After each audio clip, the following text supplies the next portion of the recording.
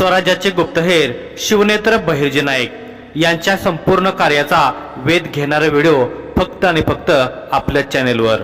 बडे बेगम साहेबांनी अफजल खानाला का पाठवले होते छत्रपती शिवरायांच्या मोहिमेवर? ठिकाण विजापूर, मक्का दरवाजा, 10 नोव्हेंबर 1657। विजापूरच्या मक्का दरवाजाच्या कमानीला लागून असलेल्या भिंतीवरील फडफडणाऱ्या मशालेने एक मोठा भडका घेतला। तिच्यावर एका पहाऱ्याने तेल ओतले होते। मशालीचा पिवळा प्रकाश अधिक गडद झाला।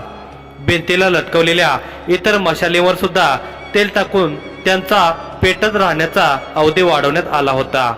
मोठ्या विशाल दरवाजातून आत सळसळ करत येणारी हवा त्या मशालीभोवती खेळत होती। मशालीच्या ज्वाळा हवेच्या तालावर नाचत होत्या, धुराच्या रूपात हवेत सामील होत होत्या, तेलाचा गंध वातावरणात पसरवत होत्या। रात्रीच इतक्यात प्रारंभ झाला होता। 4 पहारेकऱ्यांचा द्वाराजवळ पहारा होता। भाल्याचे एक टोक जमिनीवर स्वतःच्या पायांजवळ टेकवून ते उभे होते। इतक्यात त्यांच्या कानांना कसली तरी चाहूल लागली। ते सतर्क झाले आणि त्यांनी द्वाराबाहेर परिसरावर नजर टाकली। त्यांना लांबून पिवळे ठिपके त्यांच्याकडे येताना दिसले होते। त्या मशाली होत्या। क्षणात त्या आणखी जवळ पोहोचल्या, आधीपेक्षा अधिक स्पष्ट दिसू लागल्या।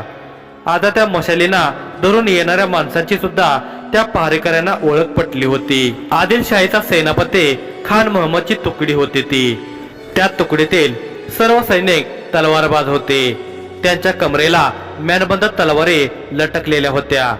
बादशाह अली आदिलशहाचा हुकूम झाल्याने तो तातडीने आला होता, पण इतक्या रात्री सेनापती खान महम्मद विजापुरी का आला असावा? आदिलशाहीवर काही मोठे संकट तर ओढवले नव्हते ना? पायदळ चालणाऱ्या 50 सैनिकांच्या तुकडीच्या मधोमध खान महम्मद तपकिरी घोड्यावर बसला होता। वय असेल 58, 59च्या आसपास। देहाने धिप्पाड। आदिलशाहीतला जुना योद्धा होता हा खान अहमद। त्याच्या शौर्याच्या पताका दक्षिणेत अनेक किल्ल्यावर फडकत होत्या। अनेक युद्धे तो स्वतः लढला होता। त्याच्या खुणा त्याच्या शरीरावर सहज दिसत होत्या। एका युद्धात त्याच्या कानाला दानपट्ट्याचा फटका लागल्याने त्याचा अर्धा कान कापला गेला होता। उजव्या डोळ्याच्या खाली आणि भोवळीच्या वरील बाजूस जुन्या जखमेची खून होती। खान महम्मदची स्वारी झपाझप अंतर कापत पुढे येत होती। ते मक्का दरवाजाजवळ पोहोचणार इतक्यात 2 बाण सु सु आवाज करत आले आणि पहिल्या रांगेतल्या 2 सैनिकांच्या छातीत घुसले। ते सैनिक आर्त किंकाळत छातीत घुसलेला बाण तसाच पकडून ठेवत रक्ताच्या थारोळ्यात जमिनीवर कोसळले होते। प्रसंगावधान राखून खान महम्मदने ढाल समोर धरली। सैनिकांनी त्याच्या भोवती गोलाकार उभे राहत मानवी भिंत उभी केली। ते चौफेर नजर फिरवू लागले। बाण कोणत्या दिशेने आले आहेत हे त्यांना अजूनही उमगले नव्हते। इतक्यात पुन्हा 2 बाण आले आणि आणखी 2 सैनिक धाडकन जमिनीवर कोसळले। काही अवधीतच एका मागोमाग एक असे 40 सैनिक गारद झाले होते। खान महम्मदाने आता घोडा वळवला। पळून जाण्याखेरीज त्याच्या पुढे दुसरा मार्ग नव्हता। तसा हा मार्ग सुद्धा सोयीस्कर नव्हता। पाठ फिरवल्यावर अज्ञात ठिकाणाहून येणारे बाण केव्हाही पाठीचा वेध घेऊ शकणारे होते। उरलेल्या 10 सैनिकांच्या माना मात्र दरवाजाकडेच होत्या। मागे पावले टाकत ते चालत होते। बाणांचा वर्षाव सुरूच होता। एका पाठोपाठ एक सैनिक रक्ताच्या थारोळ्यात जमिनीवर पडत होते। थोड्या वेळात मात्र 4 सैनिक उरले। तेव्हा एक धनुर्धर सैनिक परकोटावरून खाली आला। विशिष्ट ठिकाणी लपून तो केव्हाचा बाणाचा वर्षाव करत होता। तो निर्भीड होता। पहारेकऱ्यांच्या समोरून चालत तो पुढे आला। पहारेकऱ्यांनी त्याला अडवले नाही, परंतु का? कदाचित तो कोण आहे हे त्यांना ठाऊक असावे। सडपातळ बांध्याच्या ह्या योद्ध्याने चेहरा काळ्या कपडाने पूर्णपणे झाकला होता। डोळे तेवढे दिसत होते। नेरकून पाहिल्यास ती स्त्री योद्धा असल्याचे निदर्शनास येत होते। मशालींच्या पिवळ्या प्रकाशात तिच्या डोळ्यांची सुंदरता आणखी झळकत होती। त्याहून त्यात दिसणारी चमक अधिक भावत होती। एकट्या त्या स्त्रीने 46 सैनिकांना जमिनीवर पाडले होते। विजापूरच्या बलवान सेनापतीस काही पवित्र घेण्यासाठी पुरेसा अवधीही तिने दिलेला नव्हता। खानाने वळून पाहिले। तिला समोर आलेले पाहून पळून जाण्याच्या विचारात असलेला खान महम्मद थांबला होता। त्याने घोड्याचा लगाम ओढला होता. लगामाला एका बाजूला सैल सोडून एका बाजूने ताण देत त्याने घोड्याला वळवले. तो तिला निरखून पाहत होता. त्याचे डोळे आग ओकत होते. उरलेल्या 4 सैनिकांनी समोर तलवारी धरत 2 पावले पुढे टाकली. तेव्हा खान महम्मद मोठ्याने ओरडला, ठहरो, उसके पास तीर है और 4 कदम चलते ही तुम चारों जमीन पर गिर जाओगे. गलत. जर मला तुम्हाला आत्ताच मारायचं असतं तर मी तुमच्या समक्ष आलेच नसते. जमिनीवर पडलेल्या सैनिकांच्या पार्थिवावरून नजर फिरवत ती पुन्हा उर्दू भाषेत बोलू लागली. आता तुम्ही सुद्धा असे जमिनीवर खितपत पडलेले असता. क्या चाहती हो? खानाने क्रोधपूर्ण स्वरात विचारले. आपकी मौत. त्याच स्वरात तिने उत्तर दिले. कोण आहेस तू? खानाने विचारले. मार्जिना. ठळकपणे मार्जिना म्हणाली. माझ्याशी तुझी काय दुश्मनी आहे? खानाने विचारले. तुम्ही गद्दारी केली आहे आदिलशाहीशी, मार्जिनाने सांगितले. और इस गद्दारी की सजा सिर्फ मौत है, चाहे वो गद्दार हमारा सेनापती क्यों ना हो. पिवळसर जाळीदार इराणी पोशाख परिधान केलेली आणखी एक स्त्री अंधारातून बाहेर आली. बडे बेगम साहिबा. खान पूर्णतः दचकला होता. जी हमें पता चल चुका है, ते सुद्धा सबुतांसकट की तुम्ही औरंगजेबाशी हात मिळवणी करून अली आदिलशहाच्या विरुद्ध कारस्थान केलं होतं. औरंगजेब अफजल खानाच्या हाती आला असताना तुम्ही त्याचा बचाव केला. हे कृत्य बादशाही विरुद्ध आहे, कराऱ्या आवाजात बडे बेगम साहेबा म्हणाली. नाही बडे बेगम साहेबा, चाचरत खान बोलत होता. खामोश. एक लफ्ज नाही सुनना चाहती. तुम्ही मरताना तुम्हाला का मरावं लागत आहे हे सांगायला मला यावं लागलं, नाहीतर माझ्या दासीनंच तुम्हाला संपवलं असतं. लेकिन अब आई हो तो एक काम मैं खुद कर लेती हो, असे म्हणत बडे बेगम साहेबाने खान महम्मदाच्या सैनिकावर कटाक्ष टाकला. तुमच्या खान साहेबाला घोड्यावरून खाली उतरवा आणि माझ्या समक्ष उभं करा गुडघ्यावर. बडे बेगम साहेबाची आज्ञा झाल्यावर खान महम्मदाच्या सैनिकांनी त्याला पकडून खाली ओढले. तुम्हाला मी वेतन देतो आणि तुम्ही मालिक, तुम्ही पगार लढायचा देता, मारायचा नाही. आणि मेल्यावर काय करणार तुमच्या पगाराचं? खानाने बोलणे मध्येच कापत एक सैनिक म्हणाला.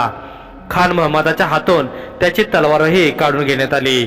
शेलेने त्याचे हात मागे बांधण्यात आले आणि त्याला बडे बेगम साहेबाच्या समोर गुडघ्यावर बसवले गेले. माफी.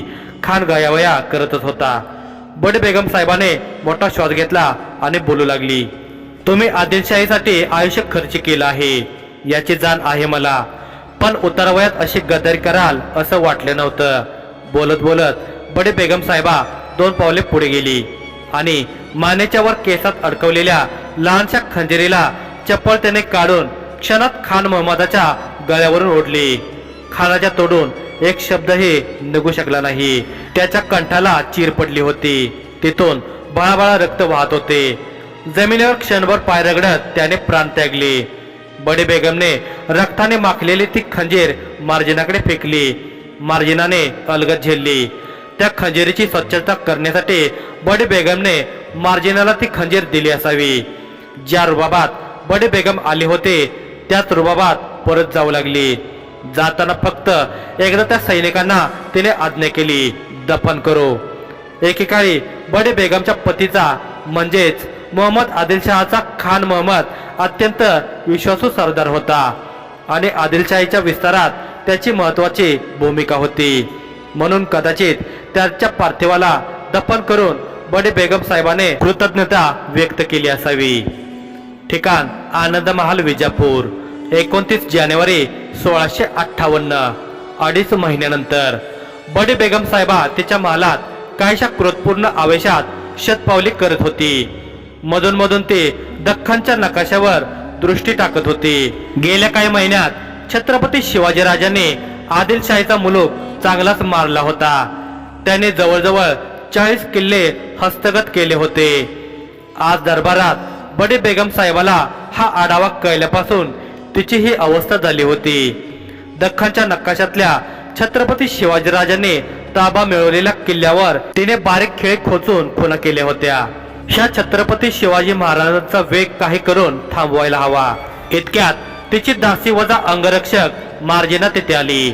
होय, ही तीच मार्जिना जी काही वर्षापूर्वी बहिर्जी नाईकांच्या सांगण्यावरून मोहम्मद आदिलशहाच्या जनानखान्यात बडे बेगम साहेबाची दासी म्हणून कार्य करू लागली होती।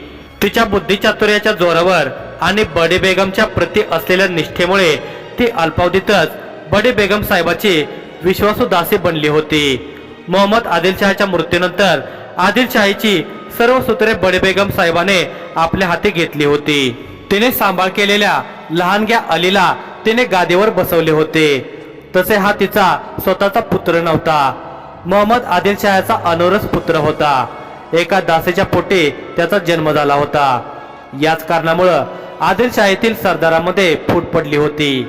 अली आदिलशहाला ज्या ज्या सरदारांचा विरोध होता त्या सगळ्यांना संपवण्याचे कार्य बडे बेगम साहेबाने हाती घेतले होते।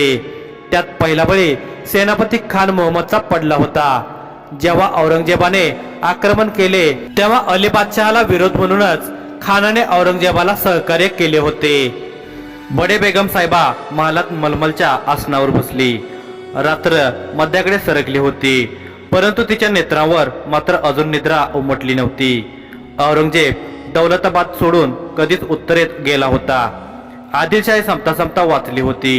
खरे तर ती छत्रपती शिवाजीराजांमुळेच, परंतु त्यानंतर 2 महिन्यातच छत्रपती शिवाजीराजाने बडे बेगम साहेबाची चिंता वाढवली होती। औरंगजेब उत्तरेत सत्ता संघर्षात रमल्याचे बघून छत्रपती शिवाजीराजांनी मुघलांचा कल्याण भिवंडी आणि इतर सीमावर्ती भाग स्वराज्यात जोडला होता आणि आता राजाने आदिलशाहीला लक्ष बनवले होते। बडे बेगम साहिबा, तुम्हें आता विश्राम करा, मार्जिना म्हणाली। नहीं, अपनी सल्तनत नेस्तनाबूत हो रही है और हम आराम फरमाए। नशिबाने औरंगजेबाच्या तावडीतून आदिलशाही बचावली आहे आणि आता हा छत्रपती शिवाजी डोक्याला जड होत चालला आहे। आदिलशाहीला जिवंत ठेवायचं असेल तर आत्ताच पावलं उचलायला हवेत। छोटे मोठे असे 40 किल्ले हस्तगत केले आहेत त्यांनी। त्याची घोडदौड अशीच चालू राहिली तर एक दिवस विजापूरही तो त्याचा झेंडा फडकवेल। नाही, मी असं होऊ देणार नाही। त्याचा मी उद्याच बंदोबस्त करते। मार्जिना उर्फ शाहीने बडे बेगम साहेबाचे बोलणे ऐकून मनाशी काहीतरी निर्धार केला होता। बडे बेगम आता छत्रपती शिवाजी राजांच्या बंदोबस्तासाठी जिद्दीला पेटणार हे मार्जिना जाणून होती। अर्थातच स्वराज्याला आता भविष्यात मोठ्या आव्हानांचा सामना करावा लागणार होता। दिनांक 30 जानेवारी 1658। लिखो, तुमचा धाकटा पुत्र छत्रपती शिवाजी आदिलशाहीच्या सीमेत दुडगुस घालत आहे। त्याचा हा उपद्रव आता तुमची जहागिरी पुणेपुरता मर्यादित राहिला नाही। आदिलशाहीसाठी आता तो नुकसानकारक ठरत आहे। तेव्हा तुमच्यासारख्या धुरंधर योद्ध्यावर त्या छत्रपती शिवाजीचा कायमचा बंदोबस्त करण्याची जबाबदारी देण्यात येत आहे। तुमच्याप्रमाणे त्यालाही आदिलशाहीचे आधिपत्य स्वीकारण्याची समज द्या। नैकल्यास सैन्य बळाचा वापर करा। हा बादशहाचा हुकूम आहे। अपेक्षा आहे तुम्ही पुत्रमोहापेक्षा दरबारी कार्याला अधिक महत्त्व द्याल। बडे बेगम साहेबाने वकिलाला खलिद्यावर मजकूर लिहिण्यास सांगितले। दरबारातील मंडळी अचंबित झाली होती, कारण हा खलिता शहाजी राजांसाठी लिहिण्यात आला होता। पित्याला पुत्रावर आक्रमण करण्यास पाठवण्यात येत होते। खरोखर एक वेगळी खेळी खेळली होती बडे बेगम साहेबाने। राजकारणाचे बाळकडू तिने लहानपणापासूनच प्यायले होते। गोवळकोंड्याच्या राजकारणात ती लहानाची मोठी झाली होती। ती गोवळकोंड्याचा सुलतान अब्दुल्ला कुतुबशहाची पुत्री होती। तिचे मूळ नाव ताजुल मुखद्दिरात होते। तिला उल्लिया जनाब या नावाने ओळखले जात होते। अतिशय बुद्धिमान आणि साहसी स्त्री होती ती। उल्लिया जनाब उर्फ बडे बेगम साहेबाने खलित्यावर शिक्का उमटवला आणि वकिलाला लवकरात लवकर खलिता पोहोचवण्याचे आदेश दिले। या खलित्याला मला शहाजीकडून समाधानकारक उत्तर हवं आहे। बडे बेगम साहेबा कडाडली। मान खाली वाकवून नमस्कार करत वकील तातडीने निघाला। बडे बेगम साहेबाच्या आसनाच्या मागे उभ्या असलेल्या मार्जिनाच्या अंतर्मनात संतापाच्या लाटा उसळत होत्या, परंतु चेहऱ्यावर मात्र तसे भाव उमटून न देता ती तटस्थ उभी होती। विजापूर पेठेच्या संरक्षक भिंतीजवळ असलेल्या जिवाजीच्या दुकानासमोर एक इसम बराच अवधी उलटून गेला तरी तसाच उभा होता। त्याच्या डोक्यावर जाळीदार गोलाकार टोपी होती। डोळ्यात भडक सुरमा भरला होता। दाढी गळ्यापर्यंत वाढली होती। तो देहाने धिप्पाड होता। त्याच्या समोर मिठाईच्या टोपल्या होत्या। त्या दोन्ही टोपल्यांना कावड सारखे बांबूशी बांधले होते। एरवी तो संपूर्ण पेठेत फिरून खांद्यावर बांबूच्या साहाय्याने त्या टोपल्या लटकवून मिठाई विक्री करत असे. परंतु आज त्याने जिवाजीच्या दुकानासमोरच ठिय्या मांडला होता. बहुतेक त्याला जिवाजीच्या दुकानात प्रवेश करायचा होता, परंतु आज शुक्रवारचा बाजार असल्याने पेठेत चांगलीच रेलचेल होती. तो प्रतीक्षा करत होता. त्याच्या हालचालीकडे जिवाजीचेही लक्ष होतेच. जिवाजी त्या मिठाईवाल्याला ओळखत होता. तो त्याच्यापर्यंत खबरा पोहोचवणाऱ्या बहिर्जी पथकातील हेरांपैकी एक होता. काही वेळाने दुकानातील ग्राहकांची संख्या कमी झाल्याचे पाहून जिवाजीने त्याला आत येण्याचा इशारा केला. तो इसम मिठाईच्या टोपल्या खांद्यावर लटकावून पुढे आला. त्या टोपल्या जिवाजीच्या दुकानाबाहेरच ठेवत त्याने हाताचे पंजे एकावर एक चोळले आणि जिवाजीला म्हणाला, बोला सरकार, मिठाई हवी का? हो द्या, पण फक्त मिठाई देणार का? हमेशा की तरह पहेलियां सुलझाने के लिए नहीं कहोगे? तुमची सवय जाणून आहे. पर्शियन कथांचा चांगलाच प्रभाव आहे तुमच्यावर. मी ऐकलंय त्या कथांमध्येही अशाच पहेल्या असतात. होय, आणि या पहेलीमध्ये आनंद वाटतो मला. बरं सांगा, गुळापासून बनली मिठाई, पण नासवली सुद्धा गुळानेच. जिवाजी किंचितच चमकला. बहुतेक हे कोडे त्याला अर्धवटच उमगले होते. तो डोळे बारीक करून विचार करू लागला. इतक्यात तो इसम पुन्हा म्हणाला, सिंहाचा छावा सिंहाला प्यारा, पण शिकाऱ्याचा डावच न्यारा. सिंहानेच करावा छाव्याचा घात, असा शिकाऱ्याचा इशारा. आता मात्र जिवाजीला कोडे उमगले होते. त्याने दुकानातील एका गिरायकाला पटकन सामान देऊन घालवले आणि दुकानात आतल्या बाजूला त्या इस्माला घेऊन गेला. इमाद हुसेन, हे आपण काय बोलताय? जिवाजीने हळू आवाजात विचारले. शाहींची खबर आहे जिवाजी, खात्रीशीरच आहे. बडेक बेगम साहेबांना शहाजी राजांना खलिता पाठवला आहे. शिवाजी राजांची समजूत घालून त्यांना आदिलशाहीत जोडण्याचे आदेश दिले आहेत. राजांनी न ऐकल्यास त्यांच्यावर आक्रमण करून त्यांना दख्खनमधून कायमचं संपवावं, असाही इशारा दिला आहे. इमाद हुसेनने आता सगळे स्पष्ट सांगितले होते. मग शहाजी राजांचं काय उत्तर? ते बडे बेगम साहेबाच्या आदेशाचं पालन करणार नाही, कधीच नाही. आम्ही असं करणार नाही. मग जीव गेला तरी बेहतर. या भूमीने आस लावली आहे आमच्या पुत्राकडे की ते तिला ह्या परकीयांच्या गुलामगिरीतून मुक्त करतील आणि आम्हीच त्यांना गुलामगिरीसाठी विवश करू? कदापि नाही. नानाजी पंत, बडे बेगम साहेबाला आमचे नकाराचे उत्तर पाठवा. शहाजीराजे चांगले संतापले होते. ते बंगळुरात त्यांच्या महालात होते. आज संध्याकाळ होईपर्यंत विजापूरहून आलेला खलिदा त्यांच्या हातात पडला होता. त्यांना बडे बेगम साहेबाचे चाल लक्षात आली होती. पण राजे थेट अशा उत्तरानं बडे बेगम साहेबा संतापेल. आधीच तिनं तिच्या विरुद्ध असलेल्या सरदारांना संपवण्याचा सपाटा लावला आहे. ती तुम्हाला सुद्धा ती असं करू शकणार नाही नानाजी पंत. आमच्यावर हल्ला करण्याआधी तिला आता 10 वेळा विचार करावा लागेल. शिवबाची ताकद वाढली आहे हे ती जाणून आहे, म्हणून ती थेट आमच्या विरुद्ध असं पाऊल उचलणार नाही. आमच्यापर्यंत पोहोचण्याआधी तिला शिवबांचा सामना करावा लागेल. आणि शिवबा म्हणजे तारुण्यातला शहाजीराजे भोसले आहेत. आदिलशाहीचं काय, मुघलांनाही धूळ चाकवण्याची ताकद आहे त्यांच्यात. आमचे पुत्र आहेत ते. आमची शक्ती आणि जिजाऊंची नीती त्यांच्या नसानसात भिनली आहे. शहाजी राजांच्या चेहऱ्यावर पुत्राच्या पराक्रमाचा अभिमान झळकत होता. अगदी खरं बोललात राजे. नानाजी पंत शोभा राजांच्या कौतुकाने आनंदले होते. त्यांच्या नेत्रांच्या कडा आनंदाश्रूने पाणावल्या होत्या. पण क्षणात त्याने स्वतःला सावरल्याने पुन्हा बोलू लागले. राजे, बडे बेगम साहेबा आपल्या वाटेला जाणार नाहीत, पण नकाराचा खलिता मिळाल्यावर शांतही बसणार नाही. ते काय करणार हे आम्हास ठाऊक आहे. काय राजे? नानाजी पंतांनी विचारले. पूर्ण शक्तीनिशी ती बडे बेगम साहेबा शिवबावर आक्रमण करेल. आधी शिवबांना पराभूत करून मग आमच्याकडे दृष्टी वळवेल. शहाजीराजे विश्वासाने बोलत होते. म्हणजे शिवबांना धोका आहेच राजे. पंत चिंतातूर झाले होते.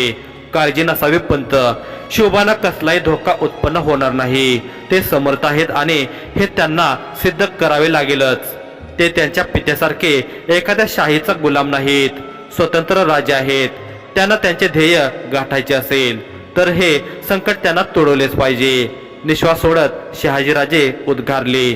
मग मजकूर काय लिहू राजे? नानाजी पंतांनी विचारले. लिहा. आम्ही शिवाजींना समज देण्यास समर्थ नाही. ते आमचे ऐकणार नाहीत. तेव्हा आम्ही त्यांना सांगून त्यांनी न ऐकल्यास आमचा अपमान होईल. आम्ही आमचा स्वतःचा अपमान करून घेऊ शकत नाही आणि पुत्रावर आक्रमण करण्याचे पापही आम्ही करू इच्छित नाही. तेव्हा शिवाजी बाबतीत बादशहांना जे मान्य असेल ते त्यांनी करावे, आमचा आक्षेप नाही. शहाजी राजांचे शब्द ऐकून पंताचे हात थरथरत होते. त्यांनी शिवाजीराजांना बालपणे अंगा खांद्यावर खेळवले होते. त्यांचा शिवबाराजांप्रती स्नेह त्यांच्या लेखणीला थांबवत होता. निसंकोचपणे लिहा पंत, मी विचारपूर्वक हा मजकूर सांगत आहे. शहाजीराजे म्हणाले. मोठ्या हिमतीने नानाजी पंतांनी खलित्यावर मजकूर लिहिला आणि छत्रपती शहाजीराजाने फारसा समय न घेता पटकन त्यावर मोहर उमटवली. किंचित स्मितहास्य करत ते खिडकीच्या कमानीला दोन्ही हाताने पकडून डोकावून बाहेर पाहू लागले. बाहेरचा संत वारा अंधाऱ्या रात्री झाडाच्या पानांना स्वस्त बसू देत नव्हता. त्या डोलणाऱ्या पानाकडे पाहत ते पुटपुटले. शांत वारा जेव्हा वादळात रूपांतरित होतो तेव्हा त्याच्या अंगी मोठमोठ्या वृक्षांनाही उलथून टाकण्याची क्षमता उत्पन्न होते. याची प्रचिती आदिलशहाला नक्की येईल. दुपारचा प्रहर पिकला होता. खिडकी वाटे येणाऱ्या प्रकाशाने पडद्याच्या पलीकडची छायाकृती स्पष्ट दिसत होती. त्या कृती मंचकावर रेलली होती. तिच्या बाजूला काही स्त्रिया तिची सेवा करत होत्या. चमचमणारा सोनेरी रंगाचा पडदा उघडून एक दासी आत गेली. तिच्या हातात गोल गुंडाळलेला कापडी खलिता होता. त्या दासीने तो खलिता त्या आकृतीच्या हाती दिला. काही क्षण त्यावर नजर फिरवल्यावर ती ताडकन मंचकावरून उठली. तिच्या कमरेवरील छुमक्याचा आवाज संपूर्ण दालनात घुमला. ती बडबेगम साहेबा होती. ती डोळे मोठे करून तो खलिता वाचत होती. तो खलिता शहाजी राजांचा होता. तिला शहाजीराजांनी दिलेले उत्तर अनपेक्षित होते. ती मोठा श्वास घेऊन ठळक स्वरात दारावरील एका सेवकास म्हणाली, वजीर रुस्तम जमान आणि बाजी घोरपडेला तातडीनं दरबारात यायला सांगा. दुपारचा प्रहर संपण्याच्या आधीच दरबारातील मंत्री, वजीर आणि स्वतः अली आदिलशहा उपस्थित झाले होते. इतक्यात बडबेगम साहेबांची स्वारी आली. सगळ्यांच्या माना आपसुकच खाली झाल्या. ती जाळीदार पडद्याच्या मागील आसनावर बसली होती. अली आदिलशहाच्या संमतीने एका वकिलाने शहाजी राजांचा खलिता दरबाराला वाचून दाखवला. शहाजी राजांचे उत्तर ऐकून दरबारातील सगळेच मंत्री अचंबित झाले होते. ते जाणून गेले होते की शहाजीराजे भोसले यांना आता दरबार नक्की शिक्षा करणार. त्यांनी दरबाराचा आणि खुद्द बडबेगम साहेबाचा अपमान केला होता. तोबा तोबा, शहाजीराजे भोसले की ये जुर्रत, हा घनघोर अपराध आहे बादशहा. शहाजीराजे बंडखोर आहेत हे आपण सर्वच जाणून आहोत. जुन्या आदिलशाहीत मोहम्मद आदिलशहा यांनी त्यांचा बंडखोरीपणा खपवून घेतला, पण नव्या आदिलशाहीत सुद्धा त्यांचं असं वर्तन खपवून घेतलं जाईल का? एक सरदार आसनावरून उभा राहत म्हणाला, नाही, छत्रपती शिवाजीराजे भोसलेचं काय? कोणत्याही सरदाराचं असं मनमानीचं धोरण इथं बर्दाश्त केलं जाणार नाही. बडबेगम साहेबा कडाडली. मग आपला काय निर्णय आहे बडबेगम साहेबा? शहाजींना आदिलशाहीतून निष्कासित करून त्यांना दिलेली जहागिरी परत घेण्यात येईल का? बाजी घोरपडेने साशंकपणे विचारले. बाजी घोरपडे शहाजी राजांचा जुना वैरी होता. तो दरबारात नेहमी शहाजी राजांविरुद्धच्या कारस्थानात सहभागी असायचा. मग आता कसा मागे राहणार? अजिबातच नाही, बडबेगम साहेबांनी स्पष्ट केले. बडबेगम साहेबाच्या या निर्णयामुळे सगळेच चकित झाले होते. अगदी सगळ्यांच्या चेहऱ्यावर प्रश्नचिन्ह उमटले होते. बहिर्जी पथकाची महिलाहेर मार्जिना बडबेगम साहेबाच्या मागे उभी राहून तिच्या निर्णयाकडे कान देऊन होती. दरबारातील सगळ्यांचे प्रश्नार्थक चेहरे बघून बडबेगम साहेबा पुढे बोलू लागली. शहाजीराजे भोसले शिवाजीची समजूत घालण्यास असमर्थ असले तरी काय झालं? आदिलशाही दरबार समर्थ आहे. शिवाजीला झुकावं लागेल. आदिलशाही पुढे नरमावं लागेल आणि जोपर्यंत शिवाजीचा पूर्ण बंदोबस्त करत नाही तोपर्यंत शहाजीराजे भोसलेंना आदिलशाहीशी एकनिष्ठ ठेवण्यात यावं. त्यांच्यावर कोणतीही कारवाई करण्यात येऊ नये.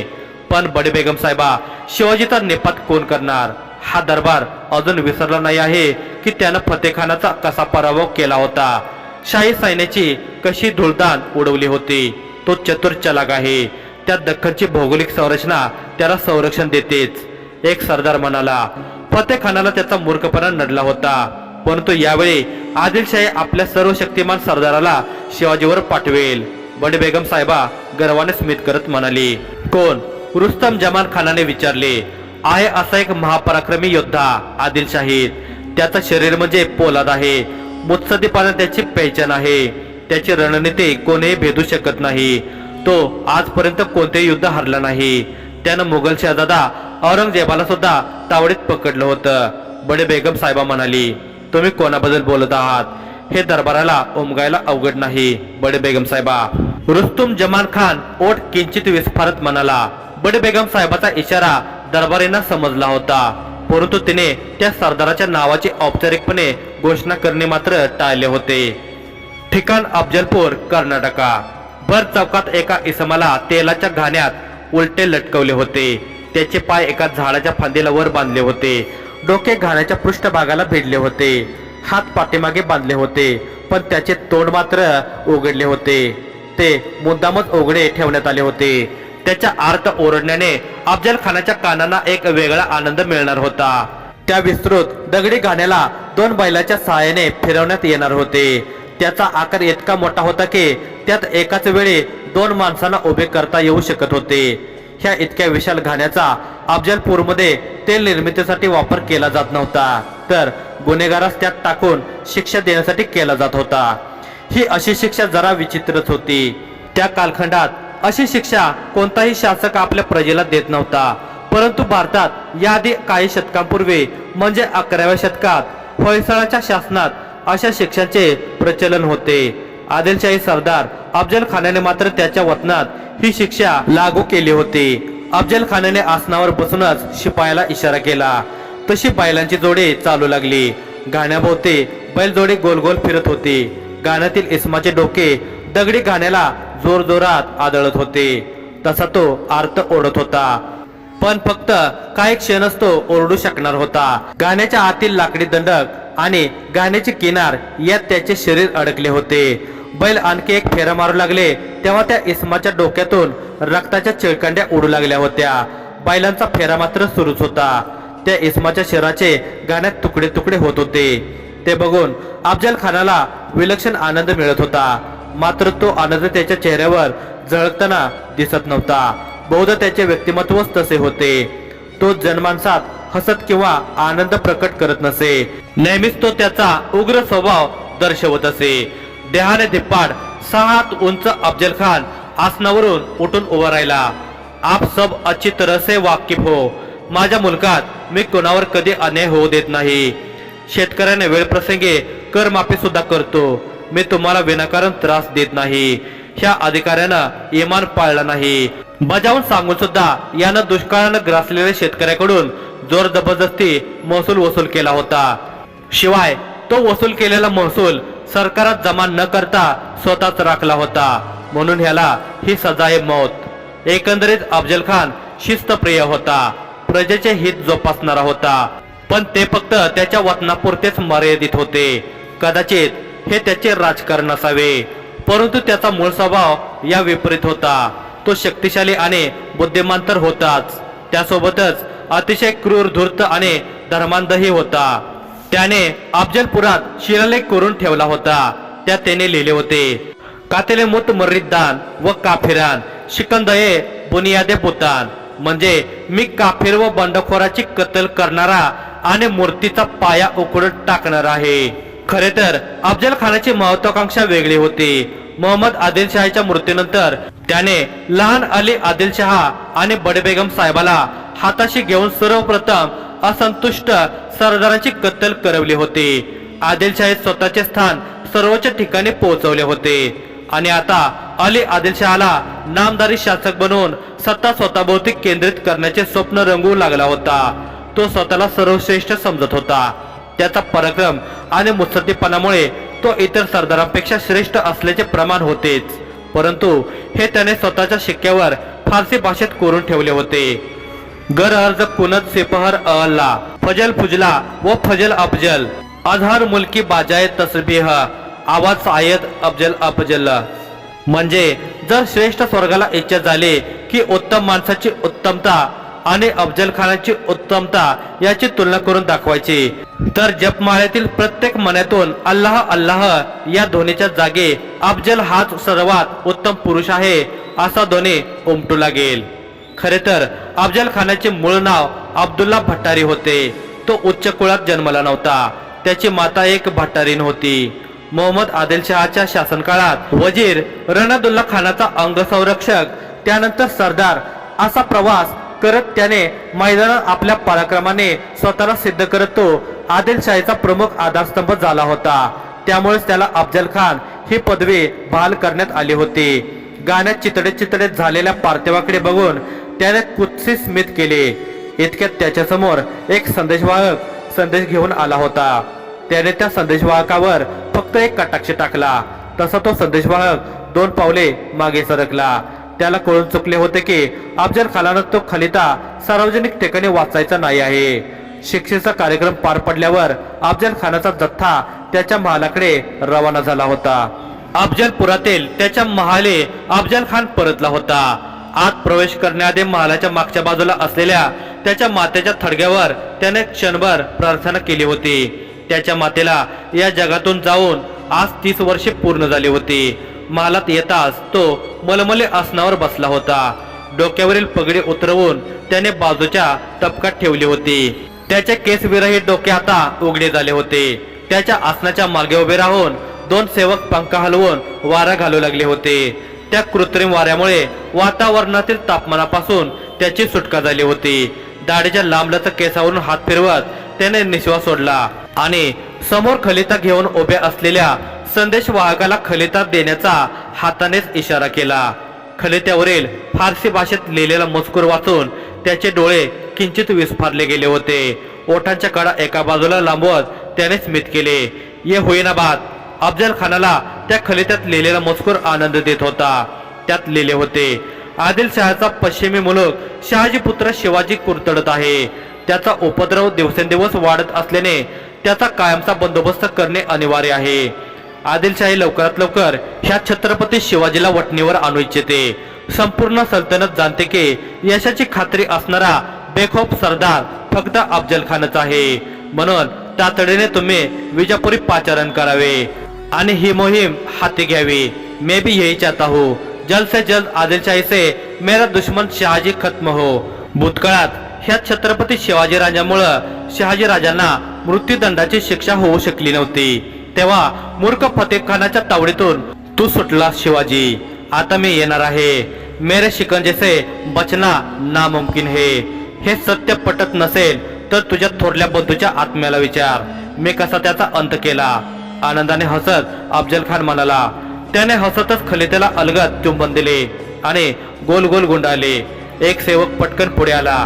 त्याच्या हाती अफजल खानाने खलिता दिला आणि म्हणाला, विजापूरला जाण्याची तयारी करा. जनान खाण्यात सुद्धा ही सूचना द्या. दुसरा एक सेवक पटकन पितळेचे एक छोटे तबक घेऊन पुढे आला. त्यात ठेवलेला नागवेलाच्या पानाचा विडा अफजल खानाने 2 बोटांनी उचलला आणि तोंडात कोंबला. हाताचे पंजे एकावर एक चोळत तो आसनावरून उठला आणि जनान खाण्याच्या दिशेने जाऊ लागला.